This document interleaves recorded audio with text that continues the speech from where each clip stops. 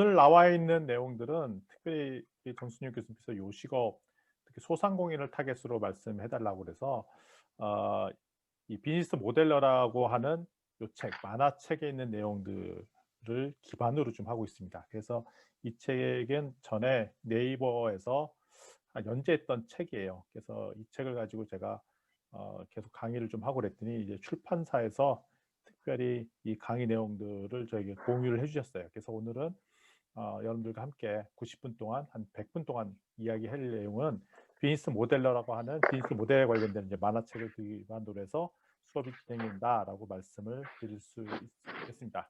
여기서는 사례가 두 가지 사례가 나와요. 한 사례는 조그마한 그 식당이죠, 식당. 식당 관련된 이야기고 하나는 그 미장원입니다. 둘 다 소상공인이라 여러분들께서 또 익숙히 친히 친숙하게 볼 수 있는 비즈니스를 우리 함께 좀 살펴보도록 하겠습니다.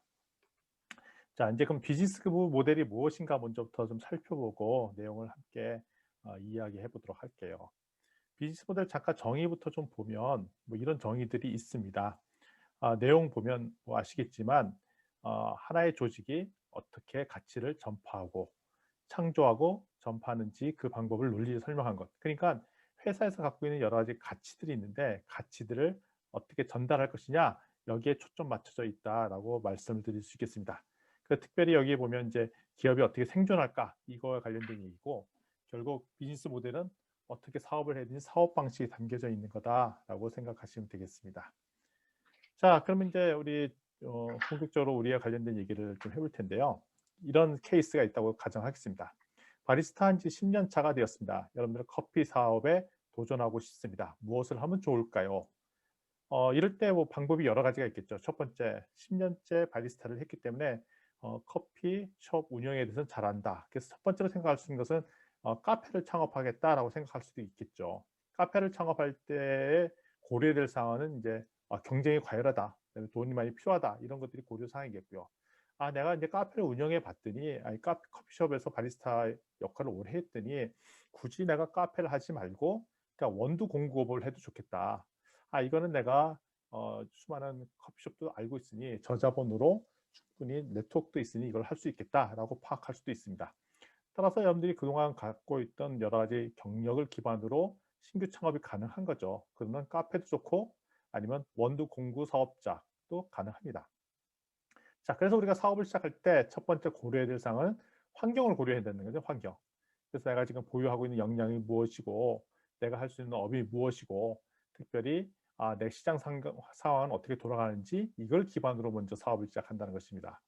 이걸 기반으로 우리가 업을 정하는 거죠. 근데 이것저것 다 고려해 보니 카페보다는 그냥 원두를 공급하는 게 훨씬 나을 것 같은데, 뭐 이런 식으로 판단을 한다는 겁니다. 제가 그렇다고 꼭 그 원두 공급을 하라는 얘기는 아니고요. 기본적으로 환경과 내가 갖고 있는 역량을 기반으로 해서 신규 사업 아이템들을 결정하더라라고 생각할 수 있다는 것입니다. 그래서 이분은 가칭으로 이렇게 결정을 한 것 같습니다. 내가 아는 카페 사장 네트워크를 이용해서 원두 공급 비즈니스를 하자, 뭐 이렇게 결정을 내렸습니다. 그러면 여기까지는 아이템이 선정이 된 겁니다. 그러니까 처음에 시작할 때는 아이디어를 가지고 아이템을 선정합니다. 그러면 이걸 가지고 구체적으로 유통 라인이라든지 어떤 식으로 공급해야 될지, 그다음에 어떤 브랜드를 가지고 어느 정도 분량을 해야 될지 결정해야 되는데, 이제 아이디어를 결정해서 그 다음부터는 이제 비즈니스 모델을 다 구상을 해야 됩니다. 과연 그러면 어떤 방식으로 원두를 공급하는 게 좋을까? 저가 원두를 납품할까? 아니면 좀 자체 브랜드를 만들까? 아니면 카페별로 맞춤형 원두를 제공할까? 모든 것이 다 가능한 형태라고 볼 수 있습니다. 그래서 이것들을 바로 결정해서 바로 납품하는 게 아니라 보통 우리가 창업할 때는 프로토타이핑을 만들도록 하는 겁니다. 이게 뭐냐면 처음부터 사업 형태를 다 결정하고 밀어붙이면 나는 이게 사업이 잘 될 것 같아 라고 딱 진행했는데 막상 아니면 이건 아닌가벼 하고 돌이킬 수가 없지 않습니까? 따라서 그럴 때를 대비해서 미리 프로토타이핑, 시제품, 요렇게 하면 어떨까요? 라는 가상의 미리 제품들을 만들어서 이게 사업이 되는지 검증을 한 이후에 이것을 가지고 충분히 수지 타산도 맞고 물건도 충분히 공급이 가능하니 요건 사업이 되겠네 라고 검증이 끝나면 이걸 가지고 본격적으로 사업을 하는 겁니다. 따라서 비즈니스 모델들은 첫 번째 우리의 아이템을 결정하고, 두 번째 이 아이템을 가지고 이 저가로 할까? 고급화사 할까? 아니 브랜드는 어떻게 할까? 그다음에 이거를 고객의 반응이 좋을까? 이런 전반적인 것들을 다 결정하는 것이 비즈니스 모델이다라고 생각하실 수 있겠습니다. 자, 그러면 이제 그 결정했으면 프로토타입을 해야죠. 이제 모델을 테스트해야 됩니다. 첫 번째, 그러면 우리가 결정을 또 한 겁니다. 가성비 좋은 원두를 선정해서 저가에 공급하자. 근데 이게 잘 먹힐지 모르잖아요. 그래서 테스트를 해야 됩니다. 그래서 이걸 가지고 잠재적인 비즈니스 모델을 결정한 다음에 전략도 수립하고 어떻게 실행해야 될지도 결정한 다음에 그럼 과연 돈은 벌릴까? 수익성도 계산을 뽑아 봅니다. 그러면 우리가 타겟으로 생각하는 고객을 대상으로 테스트를 해보는 거죠. 그래서 계속 테스트를 해본 결과 우리가 계획했던 대로 가면 그게 본격적으로 나는 거고요. 만약에 했던데 실험 삼아 해봤더니 이게 잘 안 먹혀요. 그러면 이것을 방향을 바꾸는데 그 방향을 바꿀 때 우리는 그래서 피봇이라는 용어 써요. 피봇. 그래서 피봇은 닷이잖아요. 닷. 그래서 그거를 기점으로 방향을 바꾼다. 그러니까 자 우리가 있던 사업을 하는 게 잘 될까 실험 테스트 한다고 했죠. 그러니까 BM1 비즈니스 모델 1을 가지고 테스트 해봅니다. 분석했더니 이건 좀 아닌 것 같아요. 그 수정 보완해서 다시 실험하죠. BM5 갖고 테스트합니다. 5 가지고 선정해서 막 테스트하고 분석해봤더니 요건 되는 것 같아요. 그러면 요걸로 가야지. 그래서 이런 실험 방법을 통해서 비즈니스 모델을 확정한다라고 하는데 이거는 보통 창업자도 이런 식으로 사업을 하지만 기존의 기업체를 가지고 있는 분들이 신규 사업을 시작할 때 이런 방식으로 합니다. 따라서 여러분들 여기 창업 교육을 하고 나면 이런 분들이 계세요. 나는 전 창업할 거 아니에요. 그냥 회사 들어갈 거예요. 나는 공무원 될 거예요. 난 그냥 일반 그냥 공공조직에 들어갈 거예요. 근데 제가 왜 창업 교육을 받아야 되나요? 라고 하시는 분들이 있습니다. 근데 실제 그렇지 않습니다. 기존에 있는 기업들도 새로운 사업을 계속 시도를 합니다. 공공기관도 공무원들도 신규 사업을 프로젝트라는 이름으로 합니다. 그럴 때 마찬가지로 이 방법론을 그대로 적용한다는 것이죠.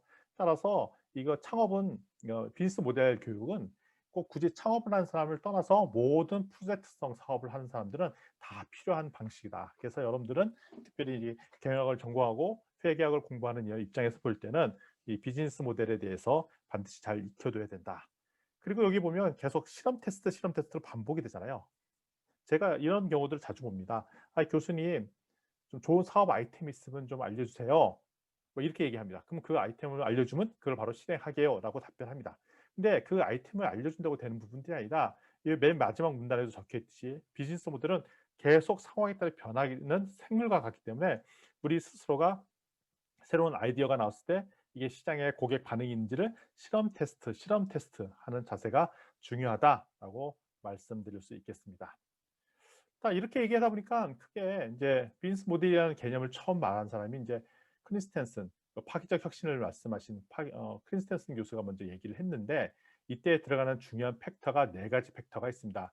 첫 번째, 고객 가치 제한, 커스터머 밸류 프로포셔널 고객 가치 제한이 있습니다. 고객 가치 제한이 바로 고객이 무엇을 원하는 것인가라고 우리의 제품 서비스를 제한하는 게 고객 가치 제한이고요. 그리고 이 고객 가치 제한을 기반으로 우리는 어떻게 이것들 제공해 줄까? 핵심 자원으로 해야 될지, 핵심 프로세스로 해야 될지 이런 것들을 우리가 준비해야 되고요. 우리가 갖고 있는 자원, 우리가 갖고 있는 업무 절차 이런 것이 핵심 자원과 핵심 프로세스입니다. 이걸 기반으로 잘 서비스를 제공했더니 우리한테는 어떤 매출이 들고 또 어떤 비용이 산출돼서 어떤 수익이 발생하겠네. 이런 것들을 결정하는 것이 비즈니스 모델의 구성 요소라고 할 수 있겠습니다. 어, 비즈니스 모델이 종류가 여러 가지가 있는데 여 들어가 있는 네 가지 팩터들은 모든 비즈니스 모델 유형에 다 들어가 있더라라고 생각하시면 좋겠습니다.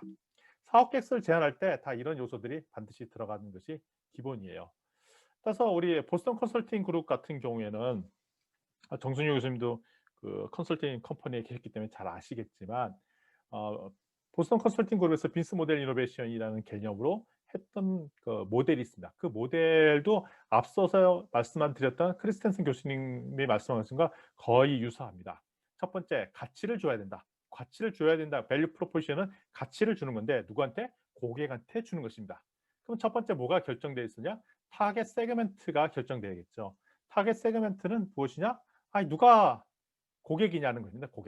고객 세그멘트를 정하고 그러면 타겟 고객으로 한 사람들한테 내가 무엇을 줄까가 프로덕트 서비스 어프링입니다. 나는 어떤 서비스를 제공해 줄 거야. 나는 특정 고객한테 무슨 서비스, 무슨 제품을 줄 거야. 근데 요렇게 했더니 우리가 수익이 얼마나 남어. 요거를 한 건에 뭉쳐 놓은 거를 밸류 프로포션이라고 얘기한다라는 것이 보스턴 컨설팅 얘기입니다. 고객 입장에서 볼 때는 요게 보이겠죠. 타겟 고객이 있고 그다음에 그들에게 주는 제품, 서비스가 있고 그다음에 이걸 기반으로 하는 수익 모델이 존재를 하겠죠. 근데 뒷단에는 뭐가 숨겨져 있냐면 운영 측 사이드에서는 우리 내부에 있는 밸류 체인, 그러니까 업무 프로세스가 들어가 있고요. 두 번째 뭐가 들어가 있냐면 그 비용 구조. 실제로 이렇게 제공해 주려면 어떤 비용이 어떻게 발생하는가 비용 구조가 들어가 있고요. 그다음에 우리 조직이 들어가 있습니다. 그래서 이게 고객 측면의 밸류 프로포션과 우리 기업 내부 쪽에 운영 측면, 오퍼레이션 모델 두 개 들어가 있는데 이런 것들이 다 반영돼서 나와 있는 모델이 빈스 모델 9 블록 캔버스다라는 것입니다. 이거는 아마 경영학, 회계학을 전공하시는 학생들이라면 당연히 다 알고 있어야 될 이제 모델입니다. 지금은 여러분들이 이제 대학을 졸업해서 기업체 가면 첫 번째 다 이거 물어봅니다. 빈스 모델 캔버스 알죠? 예, 압니다. 이게 왜냐하면 기본적인 상식적인 모델이 되어 있는 모델입니다. 그래서 아마 여러분들이 이미 이 모델에 친숙해져 계신 분들도 계시겠고, 그 다음에 웬만한 창업 교육을 들어보신 분들은 비즈니스 모델 캔버스를 모르면 간첩 취급을 받습니다. 그래서 이거는 반드시 알아야 될 모델이고 아마 나중에 과제가 나갈 때도 이 비즈니스 모델 캔버스에다 작성을 하라라고 되어 있을 것입니다. 가운데를 보면 밸류 프로포지션이 있습니다. 밸류 프로포션부터 시작합니다. 밸류 프로포지션은 뭐냐면 가치 제한이라고 하는데 고객이 가져가야 될 게 무엇이냐는 게 요겁니다.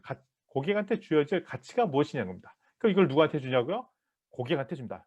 커스터머 세그먼트, 요 오른쪽 맨 끝이 보이죠? 자, 출발은 가운데는 밸류 프로포션을 시작해서 우리가 고객에게 무엇을 줄 것이냐, 누가 타겟 고객이냐, 이게 커스터머 세그먼트입니다. 이 세그먼트.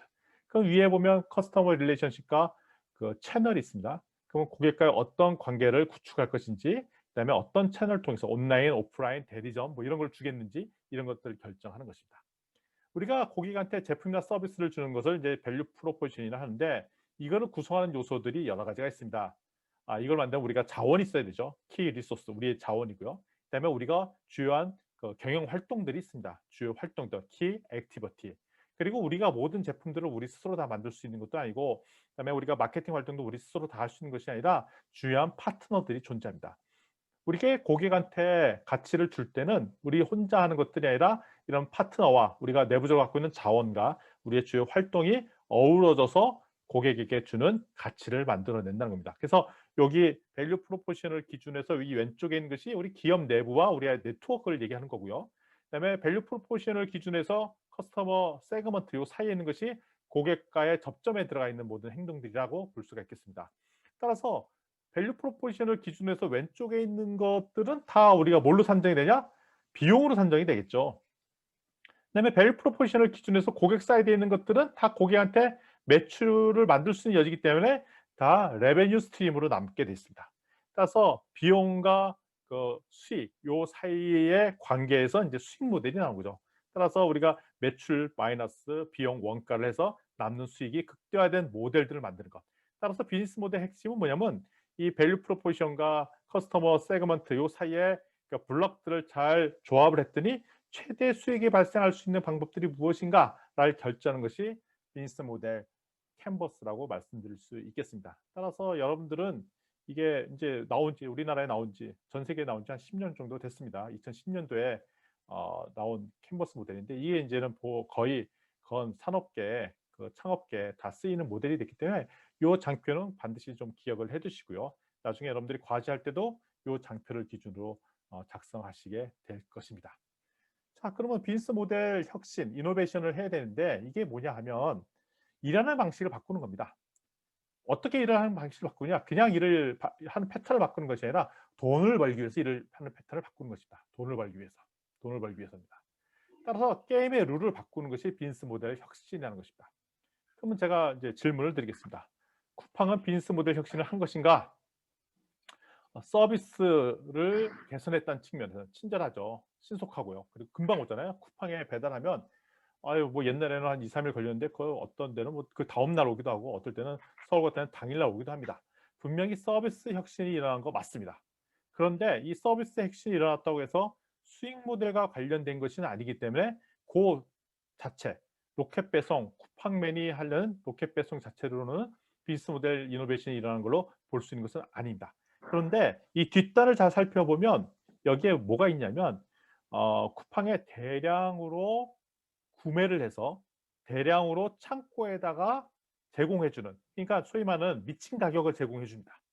엄청나게 싸게 제공해 줍니다. 엄청나게 빠르게 제공해 줍니다.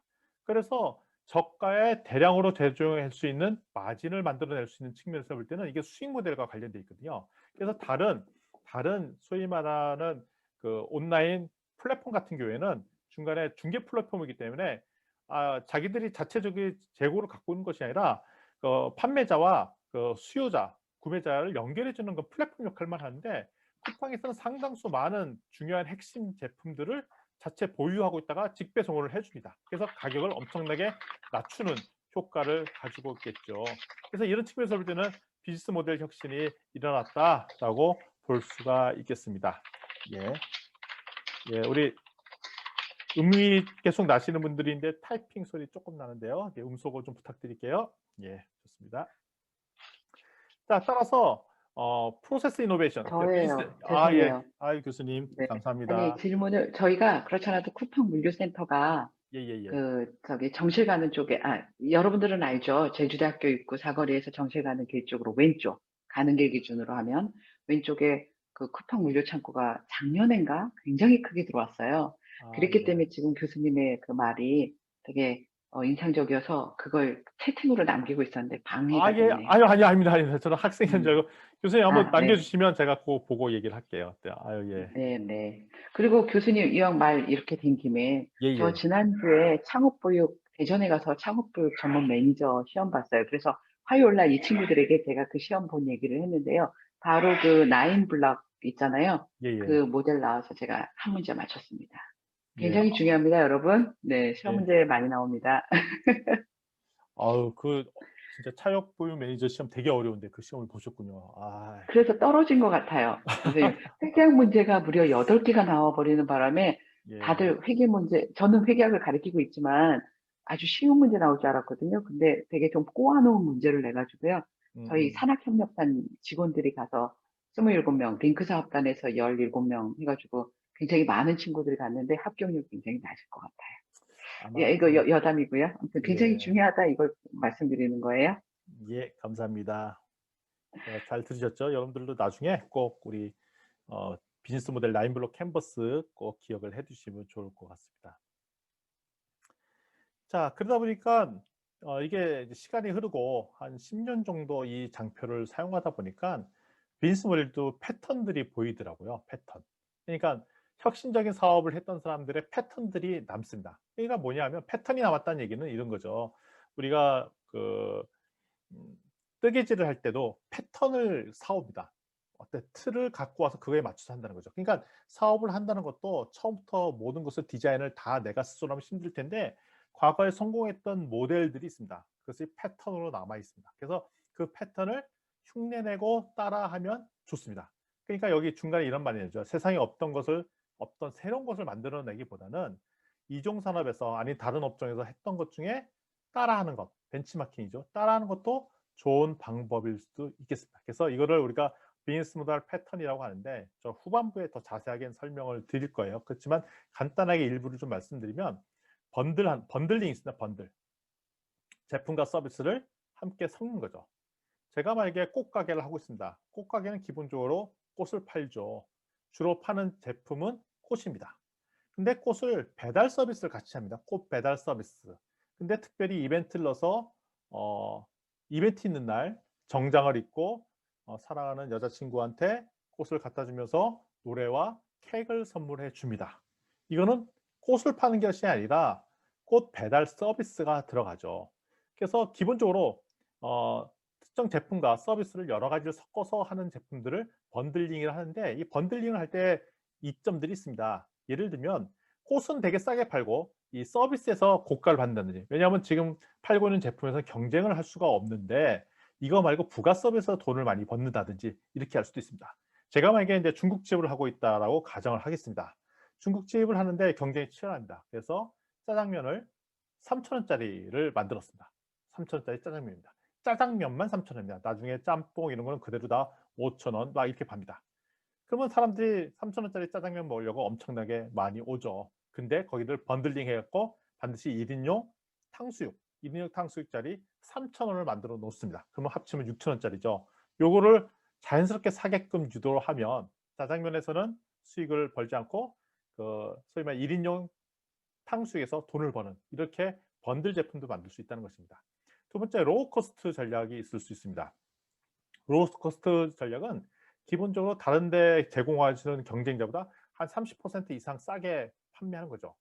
아니 그럼 싸게 팔면 잘 팔린 거 아니냐? 근데 싸게 팔 때 전략이 있습니다. 싸게 팔면 대부분의 실패하는 거가 뭐냐면 마진, 원가 구조가 틀어지기 때문에 어 소위 이윤 창출이 되게 어려울 수가 있습니다. 그럴 때는 아주 혁신적으로 비용을 낮춰서 원가 구조를 낮춰서 대량으로 그러니까 저가이지만 수익을 많이 창출할 수 있는 전략들이 숨겨져 있지 않으면은 이것은 반드시 실패할 수밖에 없는 모델 중에 하나입니다. 그래서 이런 것들을 좀 생각을 좀 해 보셔야 되겠고요. 그다음에 베이크 앤 훅, 소위 말하는 이제 그 면도기와 면도날리라고 하는 질레트 사례로 알려진 이건데요. 뭐냐 이런 겁니다. 남자분들은 이제 면도기를 많이 쓰죠. 질레트 면도기 이런 거 쓰는데 질레트 면도기가 생각보다 쌉니다.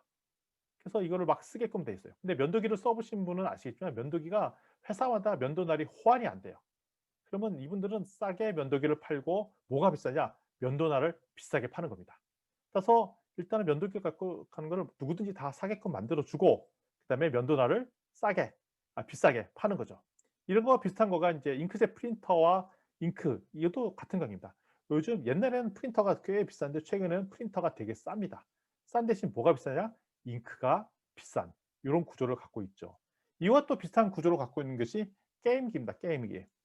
그러니까 PS2, 플레이스테이션 2 이런 생각보다 플레이스테이션 2 이런 장비들이 그렇게 비싸지 않습니다. 근데 뭐가 비싸냐? 거기 들어가는 소프트웨어, 게임 소프트웨어 자체가 비쌉니다. 그래서 PS2, 엑스박스 이런 거보다 게임하는 소프트웨어를 비싸게 해서 거기서 수익을 창출하는 전략입니다. 따라서 무료 저가 제품으로 고객을 유인하고 다른 데서 수익을 창출하는 방법도 가능하겠죠. 또 이런 방법도 있습니다. 기본적으로 이 A라는 사람한테는 돈을 받지 않고 다른 사람한테 돈을 받는, 그래서 저 사람들이 돈을 받을 수 없지만 다른 데서 더 이렇게 받는, 그래서 보조금 제도를 쓴다든지 뭐 이런 패턴들도 있겠고요. 공유경제 뭐 기타 등등 다양한 패턴들의 방식들이 있는데 이런 것들을 만드는 이유 중에 하나는 뭐냐면 더 매출과 수익을 극대화시키려고 이런 전략을 쓴다는 것입니다. 보통 우리가 자동차는 돈이 있는 사람만 쓴다, 그렇게 해서 우리가 만든 전략이 다 렌트나 이런 제도들이 나왔지 않습니까? 그러니까 렌탈 서비스 이런 것들은 기본적으로 제값 주고 매출을 올려더니 너무 고가인 제품이기 때문에 이 수요를 극대화하기 위해서 나온 제도들이다. 그러니까 집에 정수기를 둔다든지 비데를 설치한다든지 아니면 자동차를 구매하고 싶다든지 근데 돈이 없다. 그래서 렌탈 서비스, 리스 서비스 이런 것들도 일종의 비즈니스 모델의 패턴 중에 하나다. 그래서 어떻게 보면은 우리 경영학을 전공한 사람, 창업을 전공한 입장에서 볼 때 비즈니스 모델을 어떻게 패턴화해서 접근하느냐에 따라 매출을 극대화할 수도 있고 새로운 시장을 개척할 수도 있다라고 말씀을 드릴 수 있겠습니다. 자, 여기까지 설명한 게 기본적인 이제 비즈니스 모델의 개념 설명이었고요.